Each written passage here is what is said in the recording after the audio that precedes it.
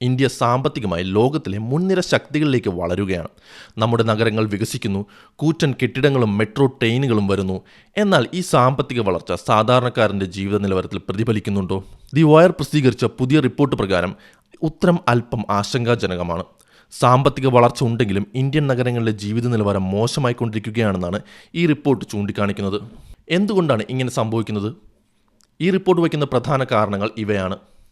അടിസ്ഥാന സൗകര്യങ്ങളുടെ അഭാവം. നഗരങ്ങളിലെ ജനസംഖ്യ വർദ്ധിക്കുന്നതിനനുസരിച്ച് റോഡുകൾ, കുടിവെള്ളം, മാലിന്യ സംസ്കരണം എന്നിവ മെച്ചപ്പെടുന്നില്ല. മലിനീകരണം.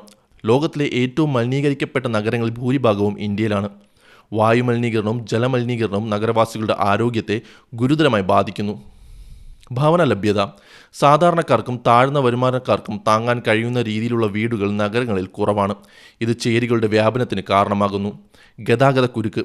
മണിക്കൂറുകൾ നീളുന്ന ട്രാഫിക് ബ്ലോക്കുകൾ ജനങ്ങളുടെ സമയവും മാനസികാരോഗ്യവും നശിപ്പിക്കുന്നു.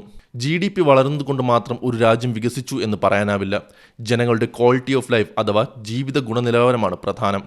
മികച്ച വിദ്യാഭ്യാസം, ചികിത്സ, ശുദ്ധവായു, സുരക്ഷിതമായ താമസസ്ഥലം എന്നിവ ഉറപ്പാക്കാൻ നമ്മുടെ നഗരങ്ങൾക്ക് കഴിയുന്നില്ല. വികസനമെന്നത് കേവലം കോൺക്രീറ്റ് കെട്ടിടങ്ങൾ മാത്രമല്ല, അത് മനുഷ്യ കേന്ദ്രീകൃതമായിരിക്കണം. ഈ റിപ്പോർട്ട് വിരൽ ചൂണ്ടുന്നത് നമ്മുടെ നഗരാസൂത്രണത്തിലെ വലിയ പിഴവുകളിലേക്കാണ്. നമുക്ക് എന്ത് ചെയ്യാൻ കഴിയും? ശാസ്ത്രീയമായ നഗരാസൂത്രണം അത്യാവശ്യമാണ്. പൊതുഗതാഗത സംവിധാനങ്ങൾ ശക്തിപ്പെടുത്തുക, പരിസ്ഥിതി സൗഹൃദമായ വികസന മാതൃകകൾ സ്വീകരിക്കുക, സാധാരണക്കാർക്ക് കൂടി പ്രാപ്യമായ രീതിയിൽ അടിസ്ഥാന സൗകര്യങ്ങൾ ഒരുക്കുക എന്നിവയാണ് പോംവഴി. നമ്മുടെ നഗരങ്ങൾ സാമ്പത്തിക വളർച്ചയുടെ യന്ത്രങ്ങൾ മാത്രമല്ല, മനുഷ്യർക്ക് സന്തോഷത്തോടെ ജീവിക്കാനുള്ള ഇടങ്ങൾ കൂടിയായി മാറണം. എങ്കിൽ മാത്രമേ യഥാർത്ഥ വികസനം സാധ്യമാകൂ.